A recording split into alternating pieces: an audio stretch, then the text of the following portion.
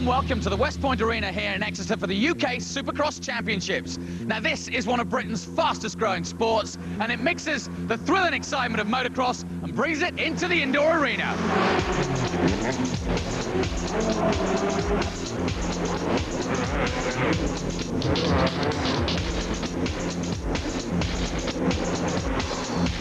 Well, that man doing the aerial aerobatics over my head then was current British motocross champion Jamie Dobb. And who better to tell us about Supercross than Jamie? Jamie, pretty impressive indeed. But what is the difference between motocross and Supercross? Well, the obvious things are motocross is outdoors on natural terrain, and Supercross, as you can see, is indoors on a man-made track.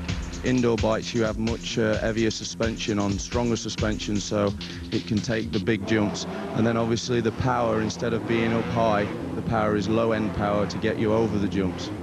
I think it's great for the audience because the seats are so close to the actual track itself, and that must be a big thrill for them. Oh yeah, and because it's indoor, the tracks are smaller, the competitors are much close together, so there's a lot more bar banging, so expect a spectacular show. This is the first corner.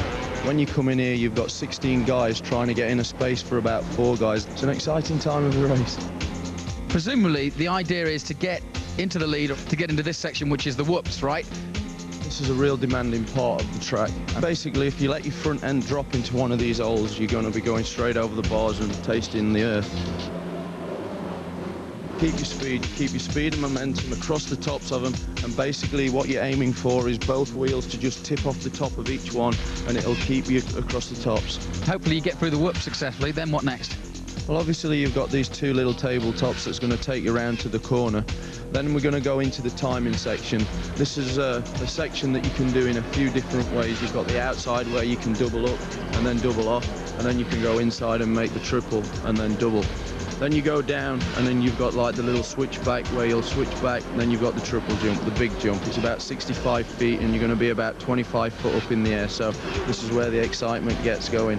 Then you've got the little double into the corner, then the bank berm, and then it's going to take you up to the finish line, whereas a big tabletop, and this again is about 50 feet, 55 feet, and then these guys are going to be hitting about 20 foot up in the air again. As you can see, it's pretty steep, so that's where you get the height from and the excitement, and I mean, it's fantastic for the spectators. Keeps your attention, I would have thought. Oh yeah, that's the thing with Supercross. You lose focus for 1 second, this track's going to bite you.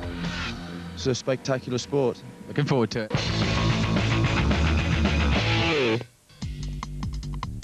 West Point Arena in Exeter is home to this, the British Supercross Championships, which have attracted a crowd of thousands of motorbike enthusiasts to watch a field of over 400 competitors go through their paces on this testing indoor track. UK Supercross runs 2 classes of competition, so next week we'll take a look at the open class for 250cc machines, but this week it's the turn of the 125s.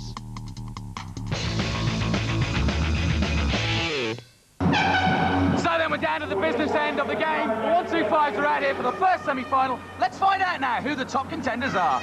As we look down the lineup, we've got to be looking at with these guys: number 6, Tony Marshall; number 2, Carl Nunn; and this guy, Neil Prince. I started riding when I was 5.5, so I've been racing 22 years now, so as you can imagine, it's like everyday thing for me. It's everything I do in my life. I was British schoolboy champion in '89, then I was British 125 champion in '94, and since then I've been top 3 consistent for the last 4 or 5 years in 125s. The track is absolutely perfect, you know.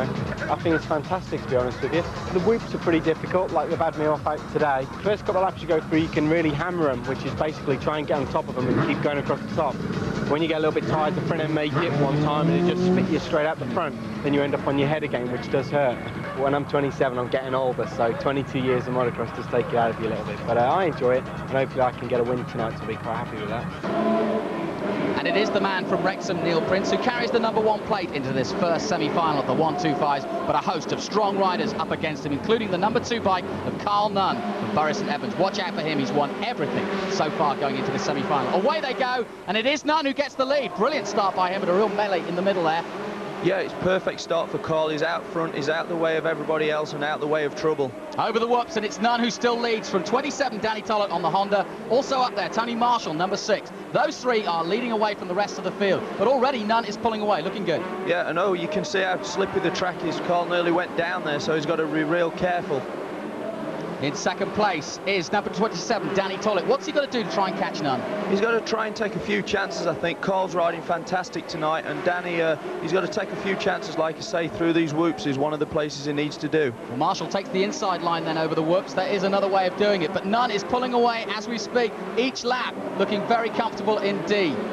Yeah, he's just got to be careful he don't make no mistakes, and whoops, as I say that, he goes and makes one. So he's just got to be careful and keep going like he is. Yeah, even the best can make mistakes at this. Marshall again taking the inside line. Is there an advantage there? Yeah, I mean, it's a shorter route, but... Oh, and there's Tollett. That's Tollett down. Yeah, luckily Neil Prince was quick on his feet and got around him and didn't manage to crash with him. Well, Danny Tollett, who had been in second place, dropped out there.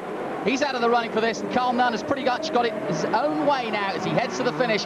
A brilliant display of riding by the man from Bury St Edmunds. He's dominated all weekend and continues to do so in the semi-finals. Yeah, he rode fantastic there, and everybody better watch out in the main event. So the result, Carl Nunn first, Tony Marshall in second place, Matt Gardner takes third, Neil Prince was fourth, and Danny Tollett ended up fifth. I've got out front early in each race, so I'm just trying to keep doing that now. I'm getting good starts, my yam's going really quick out of the gate. And, you know, I'm just trying to ride safely, really. I want to make the final, you know, save energy for the final, because that's where it's at, you know. I'm here to win the final, really. Any problems with the track at all? No problem at all. I'm enjoying the whoops. They're the most technical part in the track. You know, I'm getting through them okay. It's just when there's traffic in the way, it's a little bit difficult, so... Good luck. Thanks very much.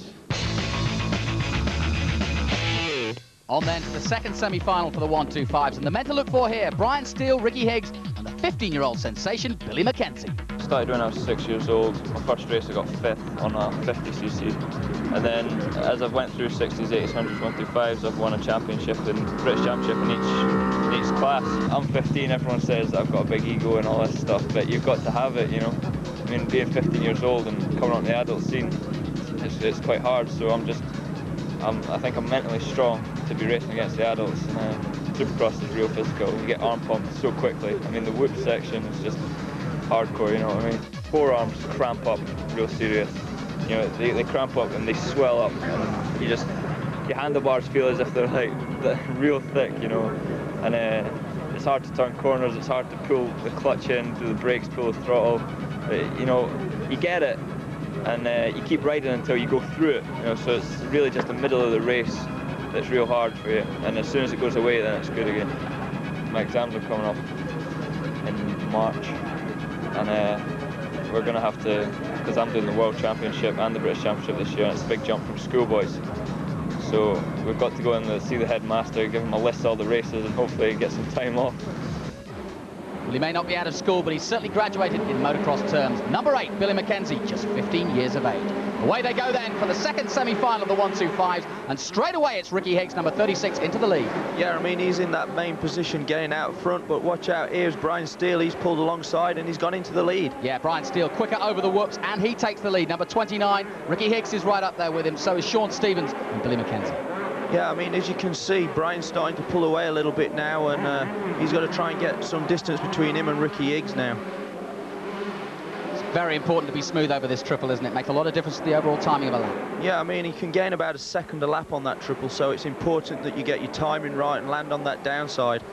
Brian Steele it is, who is leading at the moment. Second place is Ricky Higgs, but coming across the whoops very well indeed. Billy McKenzie there, the number 8.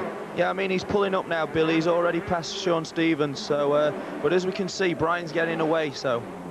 Yeah, looking very smooth indeed as he goes over the triple again. Lands it beautifully. Well, McKenzie now up into second place, so Steele's got it all to do.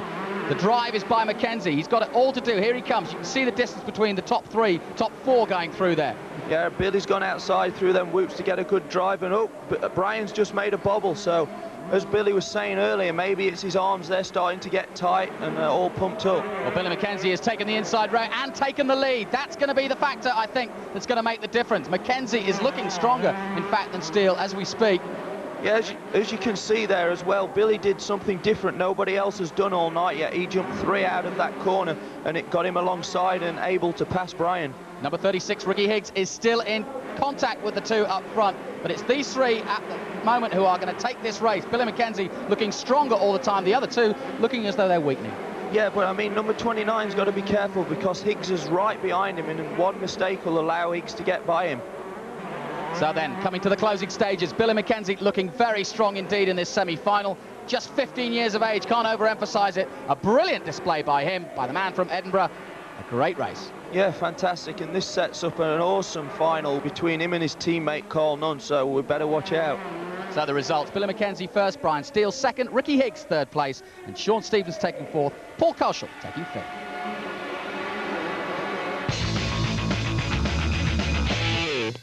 Well, the Supercross here at Exeter is getting fast and furious. We'll take a short break. We'll be back with more action in a moment.